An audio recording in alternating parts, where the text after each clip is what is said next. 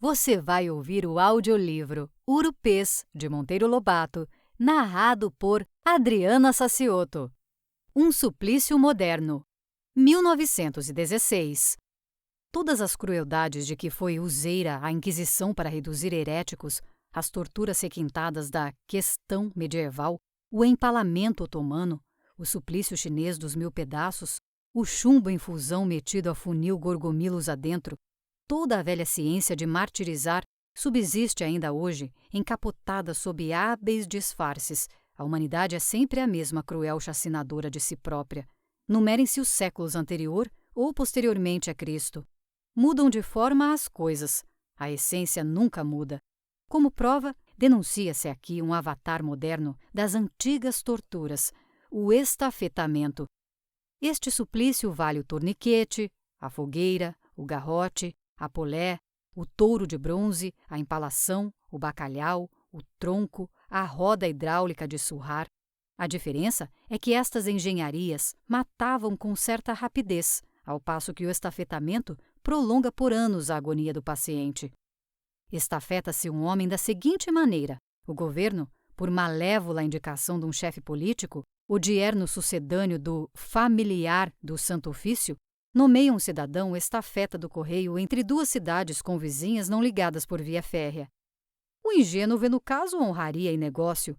É honra penetrar na falange gorda dos carrapatos orçamentívoros que pacientemente devoram o país. É negócio lambiscar ao termo de cada mês um ordenado fixo, tendo arrumadinha no futuro a cama fofa da aposentadoria. Note-se aqui a diferença entre os ominosos tempos medievos e os sobre-excelentes da democracia de hoje. O absolutismo agarrava às brutas a vítima e, sem tir-te nem habeas corpus, trucidava-a. A democracia opera com manhas de tartufo, arma arapucas, mete dentro rodelas de laranja e espera aleivosamente que, esponte sua, caia no laço o passarinho. Quer vítimas ao acaso, não escolhe. Chama-se a isto arte pela arte. Nomeado que é o homem, não percebe a princípio a sua desgraça. Só ao cabo de 1 mês ou 2 é que entra a desconfiar. Desconfiança que, por graus, se vai fazendo certeza. Certeza horrível de que o empalaram no lombilho duro do pior matungo das redondezas, com, pela frente, 5, 6, 7 léguas de tortura a engolir por dia, de mala postal à garupa. Eis as puas do aparelho de tormento, as tais léguas. Para o comum dos mortais, uma légua é uma légua. É a medida de uma distância que principia aqui e acaba lá. Quem viaja feito o percurso, chega e é feliz. As léguas do estafeta, porém, mal acabam, voltam da capo, como nas músicas. Vencidas as 6, suponhamos um caso em que sejam só 6, renascem na sua frente de volta. É fazê-las e desfazê-las. Teia de Penélope, rochedo de Sísifo, há de permeio entre o ir e o vir, a má digestão do jantar requentado e a noite mal dormida. E assim 1 mês, 1 ano, 2, 3, 5, enquanto lhes restarem, a ele nádegas e ao sendeiro lombo. Quando cruzam um viandante a jornadear, morde-o a inveja. Aquele breve chegará, ao passo que para o estafeta tal verbo é uma irrisão. Mal apeia, derreado, com o coranchinho em fogo, ao termo dos 36.000 metros da caminheira, come lá um mau feijão, dorme lá a maçoneca e a aurora do dia seguinte estira-lhe a frente, à guisa de bom dia, os mesmos 36.000 metros da véspera, agora espichados ao contrário. Breve o animal, pisado, dá de si, fraqueia. Já os topes o cavaleiro galga a pé. Não possui meios de adquirir outra montada. O ordenado vai-se-lhe em milho e rapador para a limária, água de sal para os semicúpios e mais remédios às pisaduras de ambos, cavalgante e cavalgado. Não sobeja sequer para a roupa. Dá-lhe o Estado, o mesmo que custeia enxudiosas taturanas burocráticas a contos por mês e baitacas parlamentares a 200.000 réis por dia, dá-lhe o generoso Estado, 100.000 réis mensais, quer dizer, R$1 por 9 braças de tormento. Com um vintém paga-lhe 330 metros de suplício. Vem a sair a 60 réis o quilômetro de martírio. Dor mais barata é impossível. O estafeta entra a definhar de canseira e fome. Vão-se-lhe as carnes, as bochechas encovam, as pernas viram parênteses, dentro dos quais mora a barriga do desventurado Rocim. Além das calamidades fisiológicas, econômicas e sociais, chovem-lhe em cima as meteorológicas. O tempo inclemente não lhe poupa judiarias. No verão não se dói o sol de assá-lo como se assam pinhões nas cinzas. Se chove, de nenhuma gota se livra. Pelos fins de maio, à entrada do frio, é entanguido como um súdito de Nicolau exilado nas Sibérias que devora as léguas infernais. No dia de São Bartolomeu, agarrado de unhas à crina da escanzelada égua, é por milagre que não os despeja a ambos, perambeiras abaixo, o endemoninhado vento. O patrão-governo pressupõe que ele é de ferro e suas nádegas são de aço, que o tempo é um permanente céu com brisas fagueiras ocupadas em soprar sobre os caminhantes os olores da balsamina em flor.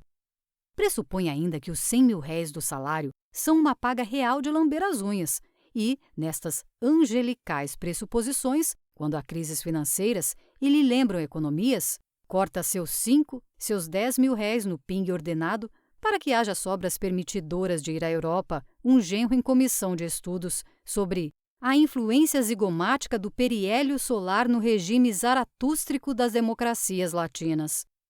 E assim o exército dos estafetas, dia a dia mais encanifrado, encalacrado de dívidas, enxagado de pisaduras, ao sol de dezembro ou à garoa entanguente de junho, trota sem cessar, morro acima, morro abaixo, por atoleiros e areões, caldeirões e escorregadouros, sacudido pela miseranda cavalgadura que de tanto padecer, coitada, já nem jeito de cavalo tem.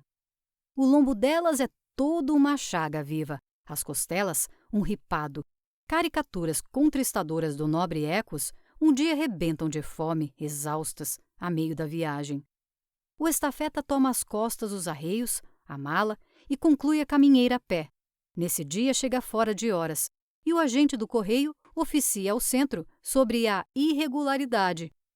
O centro move-se, faz correr um papelório através de várias salas onde, comodamente espapassada em poltronas caras, a burocracia gorda palestra sobre espiões alemães. Depois de demorada viagem, o papelório chega a um gabinete onde impa em secretária de embuia, fumegando seu charuto, um sujeito de boas carnes e ótimas cores. Este vence 2 contos de réis por mês. É filho de algo. É cunhado, sogro ou genro de algo.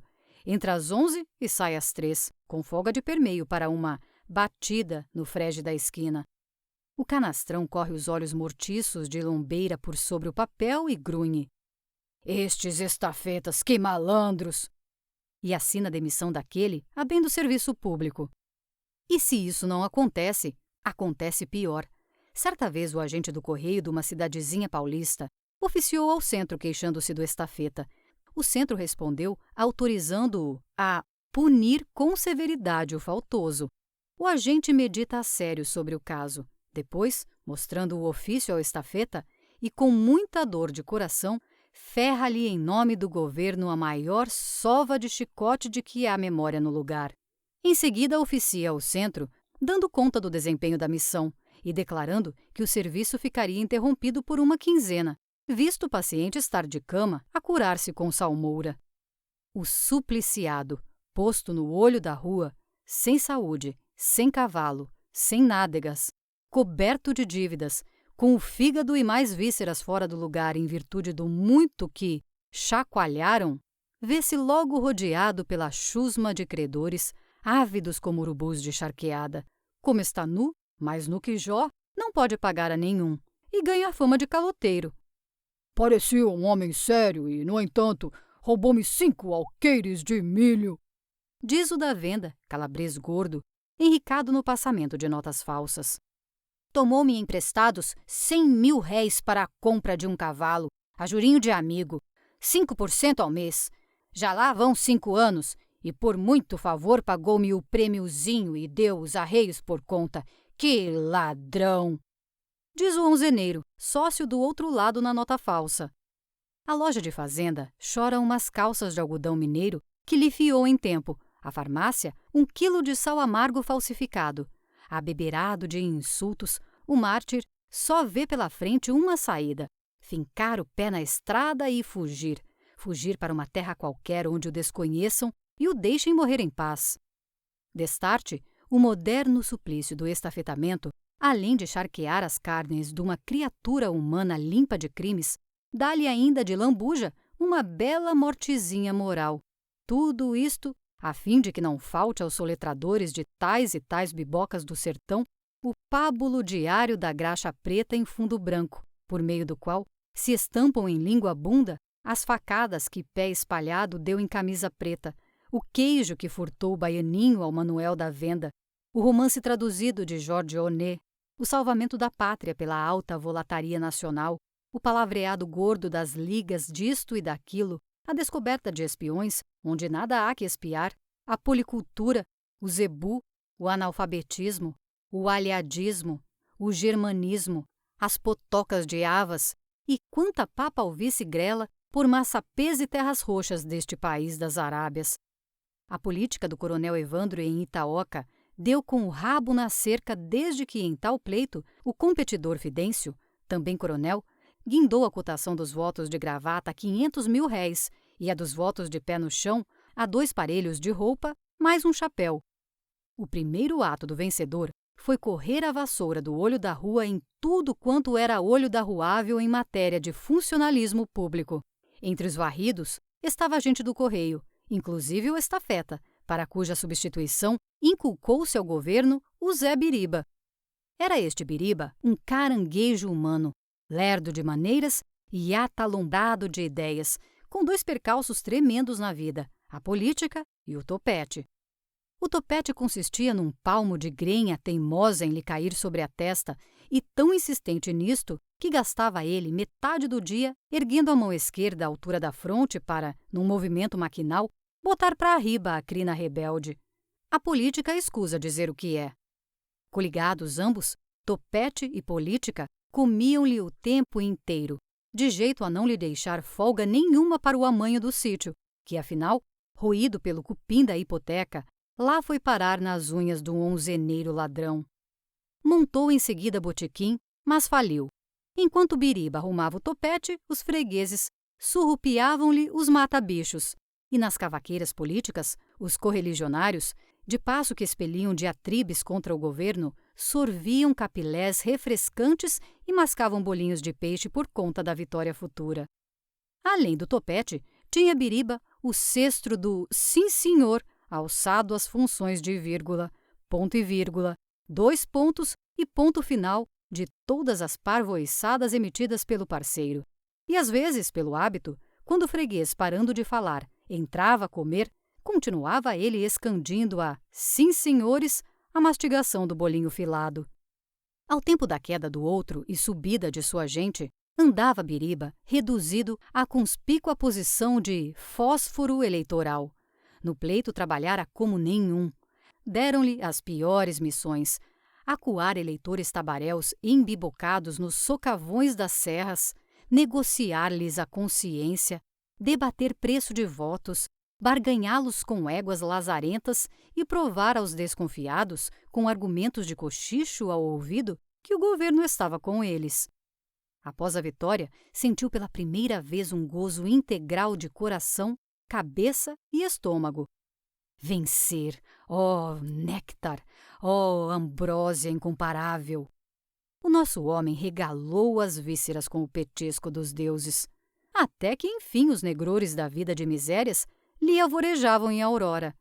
Comer à farta, serrar de cima, delícias do triunfo. Que ele daria ao chefe? No antegozo da pepineira iminente, viveu a rebolar-se em camas de rosas até que rebentou sua nomeação para o cargo de estafeta. Sem queda para aquilo, quis relutar, pedir mais. Na conferência que teve com o chefe, entretanto, as objeções que lhe vinham à boca transmutavam-se no habitual sim senhor, de modo a convencer o coronel de que era aquilo seu ideal. Veja, Biriba, quanto vale a felicidade! Pilha um empregão! Vai Regino para a gente e você para a estafeta. O mais que ele pôde alegar foi que não tinha cavalgadura. Arranje-se! Resolveu de pronto o coronel. Tenho lá uma égua moura legítima de passo picado que vale 200.000 réis. Por ser para você, doa por metade. O dinheiro? É o de menos. Você toma o de empréstimo a Leandrinho. Arranja-se tudo, homem. O arranjo foi adquirir Biriba uma égua trotona pelo dobro do valor, com o dinheiro tomado a 3% ao tal Leandro, que outra coisa não era, senão o testa de ferro do próprio Fidêncio. Destarte, carambolando, o matreiro-chefe punha a juros o pior sendeiro da fazenda, além de conservar pelo cabresto da gratidão ao idiota estafetado. Iniciou Biriba o serviço. 6 léguas diárias a fazer hoje e a desfazer amanhã, sem outra folga além do último dia dos meses ímpares. Ainda bem se fora devorar as léguas na só companhia da chupada mala postal, mas não lhe saiu serena assim a empresa. Como Itaoca não passasse de mesquinho lugarejo empoleirado no espinhaço da serra e desprovido de tudo, não transcorria vez sem que os amigos políticos não viessem com encomendas a aviar na cidade. À hora de partir, surgiam aproveitadores com listinhas de miudezas ou negras com recados. Sinhá disse assim para Suncê comprar 3 carretéis de linha 50, um papel de agulhas, uma peça de cadarço branco, 5 maços de grampo miúdo e, se sobejar um tostão, para trazer uma bala de apito para o seu Juquinha. Todos aqueles artigos existiam em Itaoca, um tantinho mais caros, porém. O encomendá-los fora visava apenas a economia do tostão da bala de apito. Sim, senhor, sim, senhor. Não lhe escapava da boca outro som, embora o exasperasse a contínua repetição do abuso. Além das pequenas encomendas, pouco trabalhosas, surgiam outras de vulto, como levar um cavalo arreado ao senhor fulano que vinha em tal dia, acompanhar a mulher de etc. E que tais? Tibúrcia, cozinheira preta do coletor, cada vez que ia de férias descansar à cidade, era Biriba o indicado para conduzi-la. Foi como o conheci, guardando cesta às Amazonas. De viagem para Itaoca, a meio caminho topo num homem, encavalgado na mais avariada égua que jamais meus olhos viram. A garupa iam malas do correio e vários picuás. No Santo Antônio, mais picuás, além de uma vassoura nova enganchada nos arreios com a palha para cima. Estava parado, em atitude idiotizada, segurando pelo cabresto um cavalinho de cilhão. Abordei-o pedindo fogo. Aceso o cigarro, indaguei de quem montava a cavalgadura vazia. Não vê que estou acompanhando a dona Engrácia, que é parteira em Itaoca? Ela apeou um bocadinho e... Ouvi rumor atrás. Saía do mato uma mulheraça rúbida, de saias tufadas de goma, tendo na cabeça um toucadinho coevo de SM Fidelíssima. Para não vexá-la, pus-me a caminho, não sem, voltando a cara de soslaio, regular-me com os apuros do estafeta para entalar nas andilhas as 5 arrobas da parteira aliviada. E descomposturas. Seu Biriba, não foi linha 40 que eu encomendei? O senhor parece bobo. Quando a fazenda era má? Não viu que a chita desbotava? Que moda! Doía-lhe, sobretudo, carretear para a execrável gente da oposição. O coronel contrário não se pejava de pôr intromissão de terceiro, neutro ou oposicionista encapotado, abusar da boa-fé do mártir. Lembrava-se Biriba, com dor de alma, de um bode de raça que lhe dera grandes trabalhos pelo caminho e várias marradas de lambuja. Afinal, chegando, verificou que vinha para o inimigo. Toda a gente gozou do caso, entre espirros de riso e galhofa. É um pavobes, Biriba, trazer o bode da oposição. Quiá, quiá, quiá! Estas e outras foram-lhe azedando os fígados e as vísceras circunvizinhas. Biriba emagreceu. Biriba amarelou. A égua, coitada, perdeu a feição cavalar. Seu lombo selara em meia-lua, de modo que por um nadinha não raspavam o chão os pés do cavaleiro. Montado, Biriba afundava. Sua cabeça caía quase ao nível de uma linha tirada da anca às orelhas da égua. Horrendamente pisada, trazia a bicha nos olhos permanentes lágrimas de dor. Mas em vez de tanta mazela mover ao dó o coração dos itaoquenses, regalava-os e eram chufas sem fim e piadas idiotas acerca do estafeta da triste figura mais a sua bucéfala, como batizou um engraçado local. Lazarento como eles, só o Cunegundes, cão sem dono, coberto de sarna, que perambulava a esmo pela cidade, fugindo a moscas e pontapés, pois não lhe mudaram o nome para Biribinha? Cachorrada! Não tardou muito viesse o governo dar sua volta ao torniquete, cortando 10.000 réis no ordenado dos estafetas, para salvar-se em certa ocasião de apuros financeiros. E salvou-se. Esta é que é. A roupa no fio. À entrada das chuvas, uma alma caridosa deu-lhe uma velha capa de borracha. Mas no primeiro aguaceiro verificou Biriba que tal capote vazava como peneira, de modo a piorar-lhe a situação com a sobrecarga de um panejamento absorvedor de litros de água. Biriba, perdida a paciência, murmurou. Ai, soube-o logo o chefe e fê-lo vir a contas. É certo que o senhor me anda renegando do emprego que lhe demos? Queria, caso, ser eleito senador ou vice-presidente? Um pedaço de porcalhão que andava aí lambendo em bira. Morre, não morre de fome? Passa, por generosidade nossa, a ocupar um cargo federal com ordenado relativamente bom. Aqui Biriba tossiu um. Sim, senhor. Encontra todas as facilidades, recebe um bom animal e ainda se queixa. Que quer então, Vossa Excelência? Biriba entumeceu-se de coragem e declarou querer uma coisa só: a demissão. Estava doente, surradíssimo, ameaçado de perder de um momento para outro a égua e as nádegas. Queria mudar de vida. Muda-se então de vida assim, do pé para a mão? Quer abandonar os amigos? E a disciplina partidária, onde fica, meu caro Palerma? Não convinha a ninguém a saída do Biriba. Quem mais serviçal? Lembravam-se dos estafetas anteriores, malcriados, inimigos de trazer um papel de agulha fosse para quem fosse. Não sairia. Itaoca impunha-lhe o sacrifício de ficar. Mas a tortura do diário chocalhar por 7 léguas das vísceras de Biriba acabou por desconjuntar nele o cimento da lealdade partidária. O mártir abriu os olhos. Lembrou-se com saudades dos ominosos tempos do coronel Evandro, das delícias do botequim e até do calamitoso período da degradação fosfórica. Piorara após o triunfo. Não havia dúvida. Este livre exame de consciência, crede-me, foi o início da queda do coronel Fidêncio em Itaoca. Biriba, o firme esteio, apodrecia pelo nabo, viria abaixo, e com ele a cumeeira do pardieiro político. A víbora da traição armara ninho em sua alma. Como o novo pleito se aproximasse, nova vitória lhe seria novo termo de martírio. Biriba ponderou de si para sua égua que a salvação de ambos estava na derrota.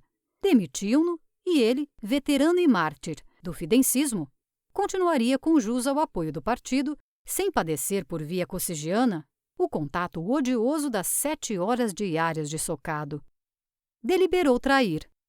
Na véspera da eleição, incumbiu o Fidêncio de trazer da cidade um papel importantíssimo para o tribofe das urnas.